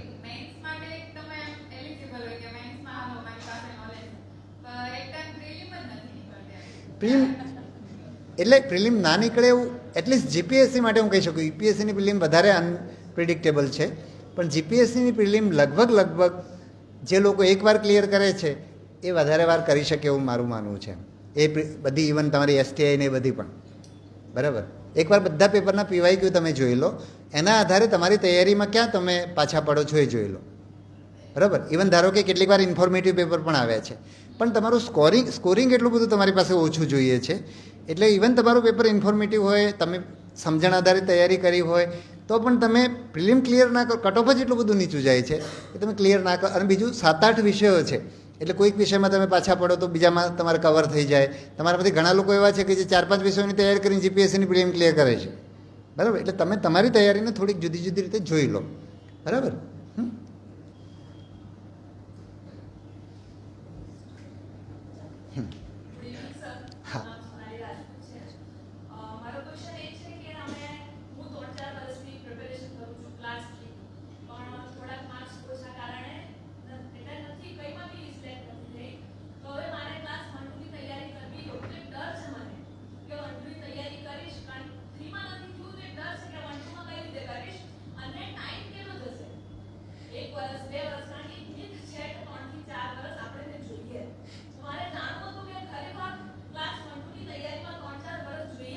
મારો એટલે કોઈ પણ આ બધી પરીક્ષાઓ છે ને એ તમારે પહેલાં 1 વર્ષની તૈયારી માગે છે, પછીનું જે તમારો રિઝલ્ટ નથી આવતા એમાં તમારી અસરકારકતાનો પ્રશ્ન છે, બરાબર? આ બધી જ ઇવન ક્લાસ 1-2ની માટે પણ તમારે, હા, તમે મેન્સમાં કદાચ તમને પ્રશ્ન થાય કારણ કે ડિસ્ક્રિપ્ટિવ પેપર છે, તમારી લખવાની ability over a period of time improve થાય, પણ તમે પ્રિલિમ્સ તો પહેલાંમાં જ ક્લિયર કરી શકો. બીજું તમે આજે 3-4 વર્ષના આ બધી લિમિટો છે ને, મારી દૃષ્ટિએ સૌથી મોટો પ્રશ્ન ગુજરાતમાં તૈયારી કરનારા લોકોનો છે કે 3-4, મેં કીધું મોટાભાગના લોકો એમ કે મારે તો આપવી છે પણ હું તો 1-1.5 વર્ષ તૈયારી કરીને આપીશ.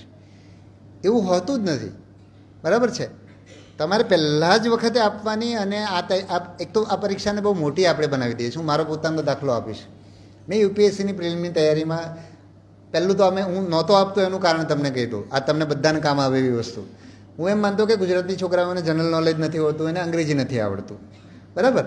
એટલે એક હર્ષવર્ધન ગુજ્જર કરીને એક આઈઆરએસ ઓફિસર તરીકે નિવૃત્ત થયા. મેં ઘણી બધા જગ્યાએ મારા વિડીયોમાં તમે સાંભળ્યું હશે, છતાં હું તમને આ વસ્તુ ફરી વાર કહું છું.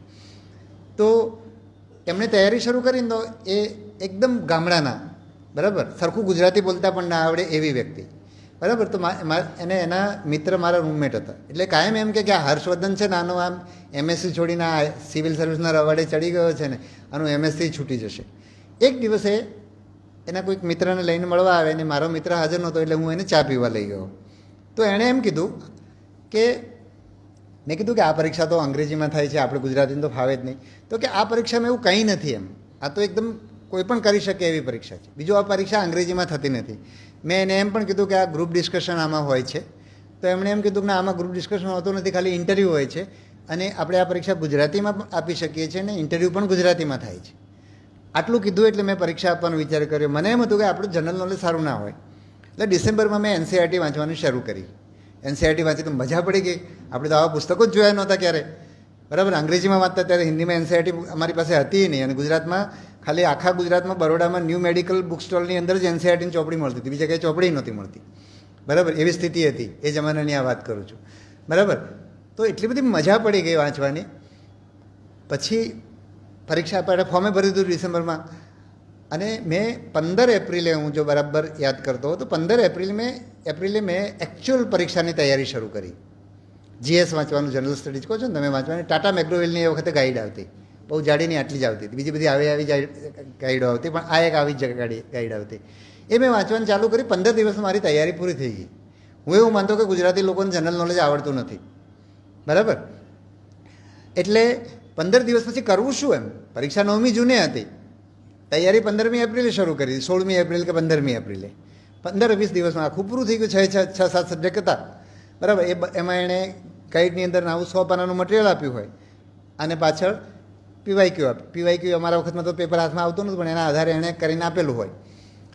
હવે મેં તો પછી બધી ભાતની પરીક્ષા, બેંક પીઓની ને બધી ભાતની પરીક્ષાના પેપર રોજ જોઈએ, કારણ કે ટાઈમ ક્યાં પસાર કરવો. આપણે એમ એવું ત્યારે વિચાર ના આવે. અમારા ટીચરે એ વખતે કીધું હતું કે તમારે મેન્સની તૈયારી થ્રુ પ્રિલિમ નહીં કરવાનું. પ્રિલિમ આટલી નજીક હોય ને આપણે મેન્સ કેમ વંચાય. એટલે એમ કરીને મેં પ્રિલિમ આપી. પ્રિલિમ હું પાસ થઈ ગયો અને પછીની દરેક પ્રિલિમમાં મેં 2 દિવસથી વધારે નથી વાંચ્યું. યુપીએસસીની પ્રિલિમમાં દરેક વખતે હું પ્રિલિમ પાસ થઈ ગયો, બરાબર. 4 વખત મેન્સ આપી, 3 વખત ઇન્ટરવ્યૂ આપ્યા, બરાબર. 2 વાર સિલેક્શન થયું. પણ પહેલી વાર જ્યારે પ્રિલિમમાં મેન્સમાં હું પાસ થઈ ગયો, અમારે 9મી જૂને પરીક્ષા હતી, જુલાઈની 27-28મી રિઝલ્ટ આવે.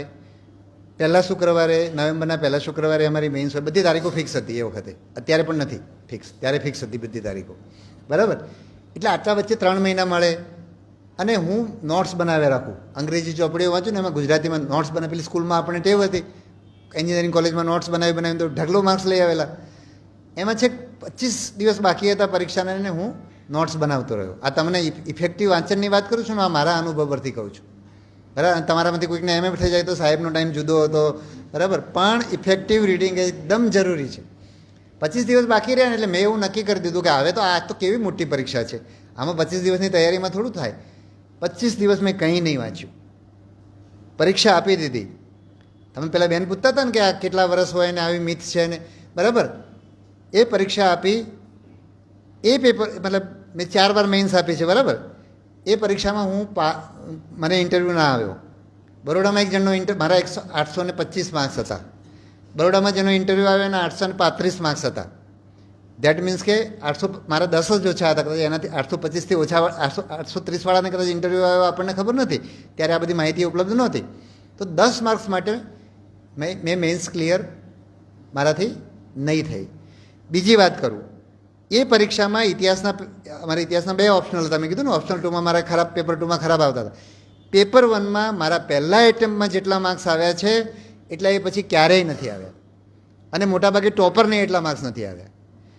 એટલે આપણે બધું આમ માનીને ચાલીએ કે પહેલી વાર આપીએ એટલે ખરાબ થાય, બરાબર. 25 દિવસ અને પછી પણ દર વખતે મેં મેન્સની એટલી મોટી માની લીધી. જો હું પ્રિલિમને જે રીતે 2 દિવસમાં તૈયારી કરતો હતો એમ મેં મેન્સ આપ્યો તો બહુ વહેલું થઈ ગયું હોત, બરાબર. એટલે તમારે આ બધી માન્યતાઓમાંથી બહાર નીકળી ફ્રેશ વિચારી અને તમારે તૈયારી કરવી જોઈએ, બરાબર. ઓકે.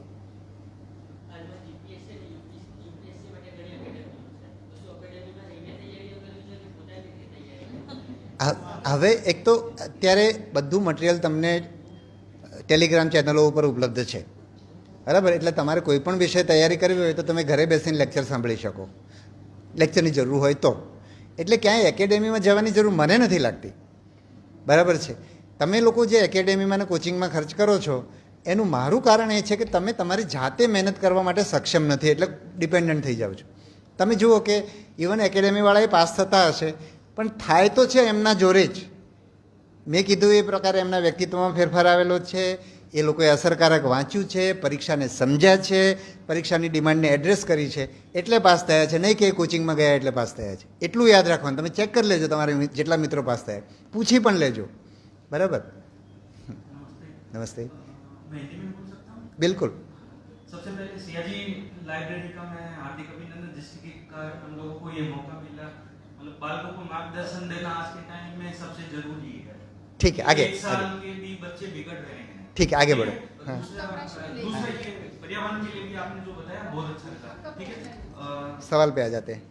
मेरे पास सर आपकी मेल आईडी चाहिए. क्यों? हकारात्मक ही बोलना है. नहीं, आप सवाल पे आ जाइए. मेल आईडी तो ठीक है, मेल आईडी का मैं कहाँ जवाब दे पाऊंगा. वो मत बताइए, मैं मत बताइए. आपके बारे में सुनने नहीं आए, आप सवाल के बारे में आए हैं लोग. हाँ, सवाल पे. मैंने पीएसआई जीपीएस मैंने लाइव में पहला गवर्नमेंट कोई भी फॉर्म भरा है. ठीक है, पीएसआई और जीपीएससी का है, सूरत से भरा है. ठीक है, तो ये 300 नंबर वो कैसे. अब बैठिए, मैं आपको समझाता हूँ. मेरे ख्याल से आप ऐसे सवाल पूछते हैं जो किसी को यूजफुल नहीं है. अब आपको सबको पता है कि कट ऑफ मार्क्स कोई पहले बता सकता है कि कितने मार्क्स से पास हो जाओगे. हर बार कट ऑफ चेंज होता रहता है, राइट. तो मेरे ख्याल से आपके सवाल वैलिड नहीं, और लोग पूछें. चलो आपको बाद में लेते हैं. यस. ने हमारे जब यूपीएससी का जो सेंटर था, वहाँ के एक डायरेक्टर थे जो 15 दिन मैंने जब ज्वाइन किया, उसके बाद शायद 1 आध महीने के अंदर अंदर उन्होंने रिज़ाइन किया था. तो वो रहते हैं कर्नाटक में. तो मैं कहीं गया था, तो मैंने किसी से नंबर लेके उनको फ़ोन किया. तो उन्होंने भी मुझे ये बताया कि आप इस तरह की बातें करते थे जब ज्वाइन, मतलब आप तैयारी के लिए आते थे. तो एकदम हम लोग आज यहाँ बैठे हैं खुले, इस तरह से बातें कर पा रहे हैं, उनकी वजह से कर पा रहे हैं. ऐसी जगह पे आप हो और सिविल सर्विस जैसी परीक्षा दे रहे हो, तो आपका क्या गोल हो सकता है? यही हो सकता है, राइट. ओके. हाँ. સર, મારો પ્રશ્ન એ છે કે વર્તમાનપત્રમાં આપણે સાંભળતા હોઈએ છીએ કે દિવ્યાંગો માટે હવે વિશેષ સરકાર દિવ્યાંગ કેટેગરીમાં આવો છો, એ ક્લિયર થઈ જાય. હું અહીંયા બેઠેલા જે છે એમને પણ, મતલબ આ જે સમાજ સેવાનું કામ કરે છે એમને પણ કહીશ કે આમાં ક્યાંય જરૂર પડે. ઘણીવાર દિવ્યાંગને શું થતું હોય છે, એમનું જે પ્રમાણપત્ર છે બરાબર નથી હોતું, એટલે જરૂર પડે તો એક સ્પેશિયલ ડ્રાઈવ કરીને. પ્રોટેક્શન યુનિટમાં કામ કરું છું, તો મને એવી રિક્વેસ્ટ છે, સાથે ક્વેશ્ચન પણ છે કે અત્યારે અમે પ્રોટેક્શન ઓફિસર તરીકે કામ કરું છું અને અમે ચાઇલ્ડ ડેવલપમેન્ટ માટે ભરપૂર કામ કરીએ છીએ, પણ લિમિટેશન ત્યાં આવી જાય કે કોન્ટ્રાક્ટ છે, રાઈટ. તો મને એવી રિક્વેસ્ટ છે કે કેમ ચાઇલ્ડ પ્રોટેક્શન કરવો પડશે, કેમ કે હું આ ફિલ્ડમાં અમારી પાસે કોઈ એવો સ્કોપ જ નથી કે અમે પરમનન્ટ થઈ શકીએ. ઓકે, ચાલો હું સમજાવું તમને. એક તો સરકારે કઈ રીતે એમને કાયમી લેવા છે, ટેમ્પરરી લેવા છે, એના પ્રશ્નો બરાબર છે. આ બધું જે આઉટસોર્સિંગવાળું આવ્યું, અમે જ્યારે નોકરીમાં દાખલ થયા ત્યારે આવું કંઈ હતું જ નહીં. કે કુટુંબ સહાયતા કેન્દ્રો શરૂ કર્યા હતા, નવસારીમાં પણ હતું. અમે જ્યારે શરૂ કર્યું ત્યારે અમને પણ એનો અનુભવ નહોતો, એટલે અમે એક રિક્રુટમેન્ટ કોન્ટ્રાક્ચ્યુઅલ, ઇવન એ કોન્ટ્રાક્ચ્યુઅલ પણ કદાચ નહોતું, બરાબર છે. અમારી સુરક્ષા સોસાયટી હતી, એમાંથી અમે આ કરવાનો પ્રયત્ન કર્યો. તમે ઇન્ટરવ્યૂ લીધા. કેન્દ્રો કઈ રીતે ચલાવાય, પણ એ છોકરાઓ એટલા બધા તેજસ્વી હતા અને એમાંના બધા જ લોકો આવનારા 1-2 વર્ષની અંદર, કારણ કે એને જોયું કે એસપી રેન્કના અધિકારીને મળવાનું થાય, એની નજીકમાં રહીને કામ કરવાનું થાય, 2 વર્ષની અંદર બધા જ બહાર નીકળીને કોઈ ના પહોંચી શકો. હું જ્યારે યુપીએસસી આપતો ત્યારે મેં જીપીએસસીની જરાય તૈયારી નહોતી કરી, બરાબર. કારણ કે મારી એકદમ ક્લેરિટી હતી, મારે યુપીએસસી જ કરવું છે. એટલે મારું સિલેક્શન થઈ ગયું હતું માર્ચ 93માં ડેપ્યુટી કલેક્ટરમાં. બાકી મારા બધા બેચમેટ જોડાઈ ગયા હતા, પણ રિઝલ્ટ એકેમાં ના મળે. આ એક મુદ્દા ઉપર આ મોટાભાગના લોકો આ પ્રકારની ભૂલ કરતા હોય છે, બરાબર. I think. હા, બધાવતી મારું એક જે ઓબ્ઝર્વેશન છે એના રિલેટેડ એક પ્રશ્ન છે કે અમારે ત્યાં જે વાંચનખંડ વાપરે છે એવા ઘણા બધા સ્ટુડન્ટ છે જે વર્ષોથી તૈયારી કરે છે પણ છતાં યશ નથી મળતું. તો સ્માર્ટ વર્ક કેવી રીતે કરવાનું એના વિશે કઈ ટિપ્સ આપશો? ખુલશે, બરાબર. તમે એવો વિશ્વાસ રાખો. થોડા દિવસ પછી મને એમનો ફોન આવ્યો. He was very very positive, બરાબર. તો તમારે આ પરીક્ષાને એક તો આ રીતે તમે જીવન મરણ ના બનાવો. જીવન મરણ બનાવશો ને તો તમે એટલા બધા સ્ટ્રેસમાં આવી જશો, ક્યાંક ને ક્યાંક પ્રાઇવેટમાં નોકરી મળી શકે. એટલે તમારી એ લિમિટેશન ઘણા બધામાં હોય છે, બધામાં હોય છે એવું નથી, પણ ઘણા બધા 50% લોકો મારી દૃષ્ટિએ 50થી 70% લોકો એવા છે કે જેની પાસે સેકન્ડ ઓપ્શન જ નથી.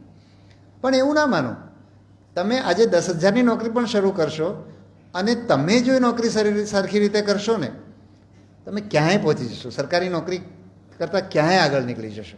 એટલે એવું માનો જ નહીં કે સરકારી નોકરી એકમાત્ર વિકલ્પ છે, બરાબર.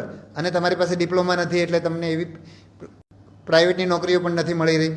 પણ તમે તમારા જીવનમાં તમે મેં તમને જે ગુણો કીધા ને એ ગુણો રાખશો તો સમાજને, તમારા કુટુંબને, બરાબર છે, પ્રાઇવેટ કોર્પોરેટ વર્લ્ડને પણ તમારા વગર ચાલશે નહીં. એટલું પાક્કું. તમારી જાતને તમે એવી બનાવો ને કે તમારા વિના ચાલે નહીં. આમાં શું થાય કે આપણે સરકારી નોકરી ના મળે એટલે આપણે નકામા થઈ ગયા, એવું ના હોવું જોઈએ. તમારું વ્યક્તિત્વ એવું હોય કે તમારા વિના સમાજને ચાલે જ નહીં. અને તમે આ પ્રયત્ન કરજો, તમે આ કરી જુઓ, તમને સરકારી નોકરી પાછળ લટકી રહેવાની જરૂર જ નથી, બરાબર. એટલે આના ઉપર ખાસ તમે તમારા વ્યક્તિત્વ ઉપર ધ્યાન આપજો. તમારા સમાજની તમને યાદ કરવા માટે પણ ગમશે નહીં કે મેં 5 વર્ષ કે 3 વર્ષ કે આમાં આપ્યા હતા, એટલા તમે આગળ નીકળી જશો.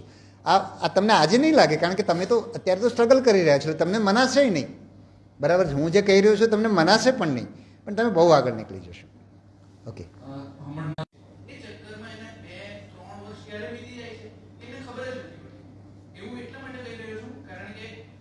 ના ના, તમારી વાત સાચી છે. હા, એટલે એક તો મેં તમને કીધું કે પહેલેથી બીજા ઓપ્શન્સ ખુલ્લા રાખો, બરાબર છે. પહેલેથી બીજા બધા ઓપ્શન્સ ખુલ્લા રાખો. સ્વમૂલ્યાંકનમાં તમે કેટલે પહોંચ્યા છો એમ. દાખલા તરીકે તમે જીપીએસસી આપતા હો અને 50 માર્ક્સનું કટ ઓફ હોય ને તમારા કોઈ પણ ક્લાસ, કોઈ પણ પરીક્ષા આપણે લઈએ કે 50 માર્ક્સનું કટ ઓફ હોય અને તમે બીજા એટેમ્પે પણ તમે 25 જ હો, બરાબર, તો તમને એમ લાગે કે હવે મારા માટે આ નથી, બરાબર. એ રીતે વિચારવું પડે. ક્યારેક એવું પણ થાય કે તમે પહેલાંમાં, ધારો કે આપણે 50નું કટ ઓફ હતું, તમે 40 પહોંચ્યા હતા, બીજામાં તમે 25 પહોંચી ગયા, તો તમને એમ થાય કે પહેલાંમાં તો 40 આવ્યા હતા ને એટલે હું કરી શકું. પણ એમાં તમે કયા સંજોગોમાં આ વખતે ઓછા થયા છે, તમારી તૈયારી બરાબર હતી કે નહીં, તમે ઇફેક્ટિવલી વાંચો છો, બલ્ક રીડિંગ ને બધા મેં જે તમને પોઈન્ટ કીધા ને એ બધું જો તમે કરતા હશો તો રિઝલ્ટ આવશે, બરાબર. અને તો તમે પછી તમને લાગે કે ના ના, મારું કામ તો એવું છે કે ચલો આપણે નસીબના ફેક્ટરને પણ ધ્યાનમાં લઈએ કે ભાઈ મારું કામ તો એવું છે, ભલે આ વખત ના થઈ પણ આવતી વખત થઈ જશે. એવું તમે કામ કર્યું હોય તો તમે પીછેહટ ના કરો, પણ તમારું કામ જ અસરકારક ના હોય તો પછી તમારા વર્ષો બગડે. એટલે એમનો પોઈન્ટ એકદમ કામનો છે, બરાબર. યસ. હા હા હા હા હા કામ કર્યું છે. વીર ધર્મ દક્ષિણ ગુજરાત યુનિવર્સિટીમાં political science and public administration નામનો એક ડિપાર્ટમેન્ટ ચાલે છે. તો આવા બધા ડિપાર્ટમેન્ટ ચાલે, મેં તો ભણેલો છે વિષય, અને કહું કે તમે આવા બધા જાઓ બેક થઈ જાય પાછા. હવે તમારા આવા નવી પ્રેરણા મળે છે ગુજરાતને, અને ગુજરાતના આ વિદ્યાર્થીઓ આગળ વધે એને માટે તમારા પુરુષાર્થનું તો વંદન કરવા આવ્યો છું. Thank you. 2 મિનિટ બેસો. હું જનરલી આ કહેતો હોઉં છું કે મને જ્યારે મારા 10મા ધોરણના શિક્ષક હતા ને એમણે લેખકો વિશે બહુ વાત કરી, એટલે મને સાહિત્યમાં રસ પડ્યો. હું થોડું લાઇબ્રેરીમાં જવા માંડ્યો. અમારી કે એવી સમૃદ્ધ લાઇબ્રેરી પણ નહોતી. પછી એન્જિનિયરિંગ એ જમાનામાં તો ક્રીમ આવતું હતું સમાજનું, બરાબર છે. આટલી કોલેજો પણ નહોતી, એન્જિનિયરિંગની સીટો 1000-1200 હશે, બરાબર. તો એ વખતે એન્જિનિયરિંગમાં અમારી પદ્ધતિ કેવી કે રાત્રે મોડા સુધી જાગે, સવારે મોડા ઉઠે, ઉઠીને સીધા કોલેજ જાય, આવીને બહુ બધો સમય બગાડે, પછી પાછા રાત્રે 10 વાગે વાંચવાનું શરૂ કરે, 1 વાગ્યા સુધી વાંચે. આવી એટલે મને બહુ જ કંટાળો આવવા માંડ્યો. એનું કારણ મેં પેલું સાહિત્ય વાંચ્યું હતું એ હતું. એટલે હું વડોદરાની લાઇબ્રેરીમાં જતો થયો, અને લાઇબ્રેરી પણ વડોદરાની એવી હતી કે જેમાં મારે પુસ્તક શોધતા, હું થોડો સાઈડમાં થઈ ગયો નહીં, પુસ્તક મને કહેતા રહેજો, હું આ સાઈડમાં નીકળી ગયો સાહેબ. પુસ્તક શોધતા ટાઈમ લાગે. 1 કલાક આપો, હું 2 પુસ્તક લઈને આવું, અને 10 થી 15 દિવસમાં 2 પુસ્તક પૂરા કરીને આવું.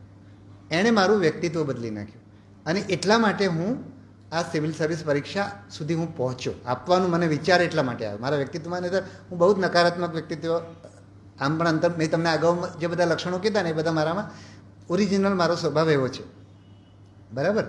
એટલે તમે લાઇબ્રેરીમાં સારી નવલકથાઓ, એવી વસ્તુઓ કે જે બહુ ઉપદેશાત્મક હોવી જરૂરી નથી, રસપ્રદ હોવી જોઈએ. તમારે ત્યાં હલકા પુસ્તકો તો હશે જ નહીં, બરાબર. એટલે રસપ્રદ હોય એવી નવલકથાઓ ને એવું બધું તમે વાંચશો ને તો એમાંથી તમને ઘણી બધી પ્રેરણા મળશે, ઘણી બધી હકારાત્મકતા આવશે. બીજું, સુરતથી એક પેલો PAW કરીને પર્સનાલિટી અવેરનેસ વર્કશોપ થતો હોય છે વર્ષમાં 2-3 વાર, 2-1 વાર થતો હોય છે, ફ્રી હોય છે, 4 દિવસનો 2-2 કલાકનો હોય છે. એ કરજો તો જે લોકોની પીસફુલ પરફેક્ટવાળી પર્સનાલિટી છે ને, જે બધા અંતર્મુખી ટાઈપના, એ લોકોમાં ઘણી બધી હકારાત્મકતા આવશે. બરાબર? ઓકે, આ બાજુ એક સવાલ હતો કોઈકનો. હા,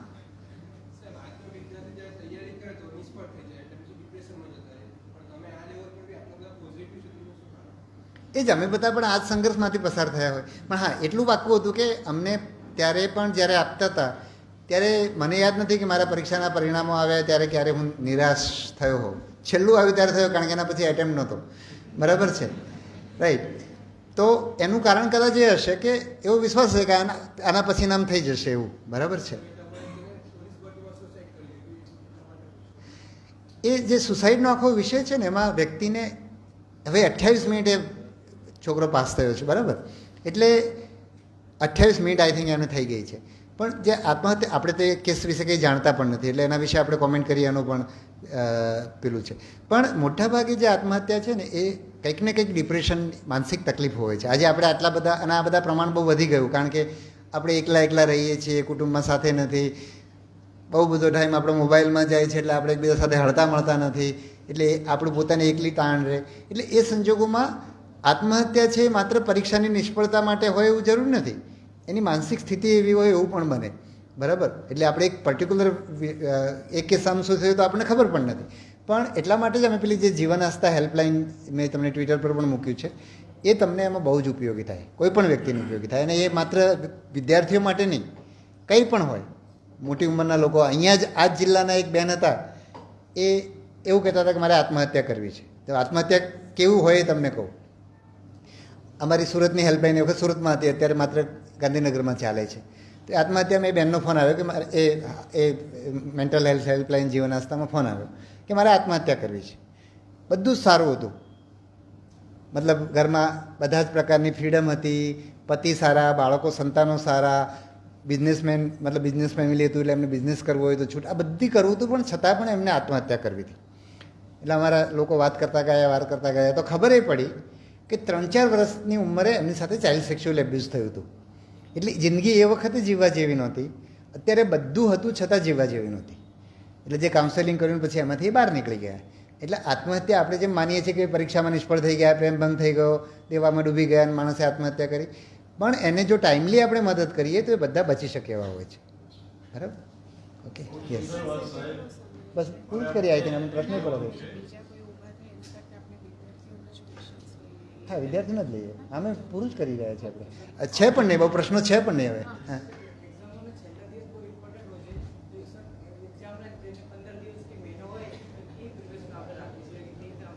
એક તો આપણું જો એક્ઝામના છેલ્લા 15 દિવસની વાત કરીએ, મારી સમજ મુજબ હું જવાબ આપું છું. તમે લોકો તો આજકાલ તો બધું બહુ જ મારા કરતાં વધારે સારું કહેનારા લોકો, તમને બધું જ ઉપલબ્ધ છે યુટ્યુબ ઉપર કે બધે. બરાબર? પણ મારી દૃષ્ટિએ તમે મેં કીધું એ પ્રમાણે તમે જેમ વાંચતા જાઓ ને, તમારે તો લિમિટેડ વાંચવાનું, બહુ બધું વાંચવા જાઓ તો નકામું થઈ જાય. લિમિટેડ પુસ્તકો વાંચવા જોઈએ, એને ટાઈમે અંડરલાઇન કરવી જોઈએ. જેમ જેમ તમે રિવિઝન કરતા જાઓ એમ તમારો સમય ઓછો થતો જવો જોઈએ. એટલે તમે પરીક્ષા પહેલાં 15 દિવસમાં બધું રિવાઇઝ કરી શકો એ સ્થિતિએ પહોંચી જવા જોઈએ. એટલે તમે જ્યારે તૈયારી કરતા હો તો તમે પહેલાં પરીક્ષાને સમજી લો, સમજીને નક્કી કરો કે મારે આ પરીક્ષા માટે આટલું વાંચવાનું છે. બરાબર? પછી એને એકને ચાલુ કરો, એક વિષય કરો, 2-3 પેરેલલ કરો.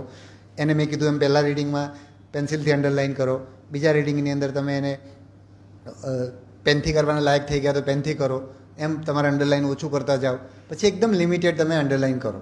પછી તમને એવું થયું કે એક અંડરલાઇન શબ્દ જુઓ એટલે આખો વિષય તમને સમજાઈ જાય એટલાનું. એ રીતે તમે આવી ગયા હો તો છેલ્લે તમે બહુ ઓછા દિવસમાં એને રિવાઇઝ કરી શકો. બરાબર? છેલ્લા દિવસોમાં PYQ આમ પહેલાં પણ કરો, પણ છેલ્લા દિવસમાં PYQ ઉપર ધ્યાન આપો તો શું થાય કે તમે જે વાંચ્યું હતું એ તમને યાદ ન રહેવાની જગ્યાએ તમે PYQ કરો અને પછી જ્યાં જરૂર પડે ત્યાં ચોપડીમાં રિફર કરી લો તો તમને યાદ રહેવા માંડશે. બરાબર છે? બીજું એ કે તમને 100% પરીક્ષામાં પેપર હાથમાં આવ્યું એટલે બધું યાદ હોય એવું જરૂરી નથી. બરાબર છે? તમે આટલા સમયમાં આટલી બધી મહેનત કરી હોય તો તમે એને હેન્ડલ કરી શકશો. બીજું, તમારું પેપર છે બધા માટે એક સરખું હશે. આ બધા મુદ્દાઓ ધ્યાનમાં રાખશો અને આત્મવિશ્વાસ ઉપર પેલું રાખશો. જો પરીક્ષાની નજીકમાં બધાને એમ થશે કે મેં તૈયારી બરાબર નથી કરી, એટલે એને પણ તમારે હેન્ડલ કરવું પડે. આ બધા મુદ્દાઓ હેન્ડલ કરશો તો તમે છેક પહોંચી જશો. બરાબર? ચાલો, આઈ થિંક હવે બધો પરીક્ષા માટેનો એક ટ્રેસ હોય છે. રાઈટ. સ્ટુડન્ટ્સ જ્યારે પરીક્ષા આપતો હોય છે ત્યારે હા. અને એમાં જે આત્મવિશ્વાસનું તત્વ જેટલું એનામાં વધારે હોય છે. રાઈટ. કારણ કે મેં મારા ફેમિલીમાં મારો સન પણ જીપીએસસીની પરીક્ષા આપતો હતો. એમને જીપીએસસી પરીક્ષા પાસ કરી, અત્યારે ક્લાસ 2 ઓફિસર તરીકે છે. અને એ જ્યારે તૈયારી કરતો હતો ત્યારે અમને એમ લાગતું હતું કે આટલી બધી મહેનત કરી છે તે. હું રિટાયર્ડ પ્રોફેસર છું, મારો સબ્જેક્ટ પણ ગુજરાતી, એમાં મેં પીએચડી કર્યું પન્નાલાલ ઉપર. તો એમની તૈયારી જોઈ, એક પોતે સાયન્ટિસ્ટ કરતો હતો. બસ તો આપણે એટલે સૌથી મારો સવાલ એ છે કે આપ જે વાત કરો છો કે આત્મવિશ્વાસ, કારણ કે પરીક્ષાઓ બહુ અઘરી છે અને અઘરી પરીક્ષા માટે સૌથી પહેલો તો તમારે આત્મવિશ્વાસ. કદાચ નિષ્ફળ જાય તો એમાંથી કોઈ આપણે સ્યુસાઇડ કરવાની જરૂર નથી. આપણે કોટાની ખબર છે, રાજસ્થાનમાં આવા બનાવો બને છે. એટલે ખૂબ સરસ સાહેબ આપણે ઇન્ફોર્મેશન આપી. Thank you. હવે આપણે એક છેલ્લો પ્રશ્ન લઈ લઈએ, છેલ્લો એક પ્રશ્ન, કારણ કે આઈ થિંક પ્રશ્નો પણ રિપીટ થઈ રહ્યા છે. હા.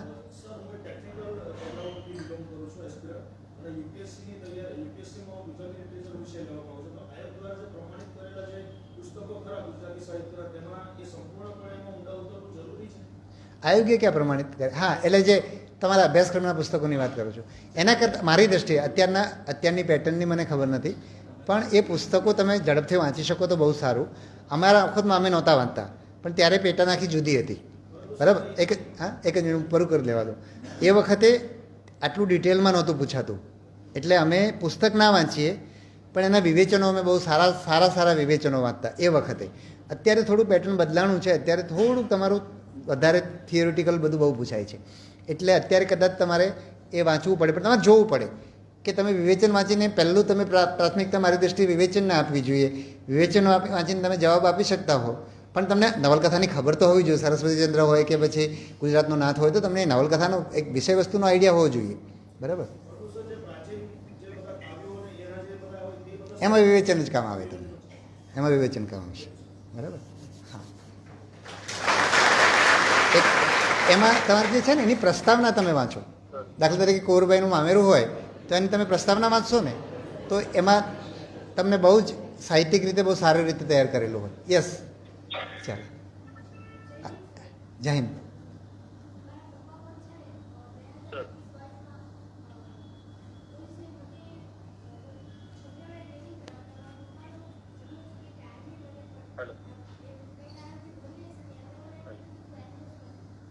બેટા સમજાતું નથી હા તારું મને.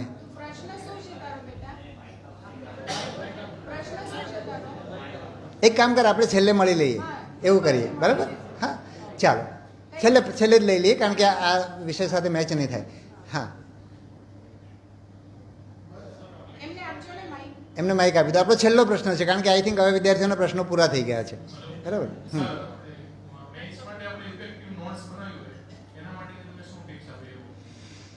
મેઇન્સ માટે કઈ યુપીએસસી જીપીએસસી? એટલે એમાં એક તો તમારે પહેલી વસ્તુ તો નોટ્સ છે બહુ મિનિમમ હોવી જોઈએ. હું તો નોટ્સ કરતાં તમારું જે મટીરિયલ છે સારું મટીરિયલ અંડરલાઇન કરેલું એ વધારે સારું રહે.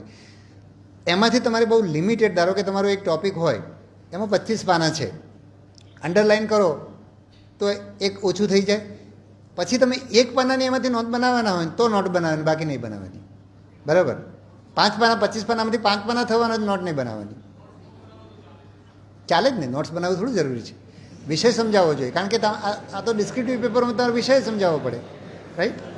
ઓકે, ચાલો, સૌનો ખૂબ ખૂબ આભાર.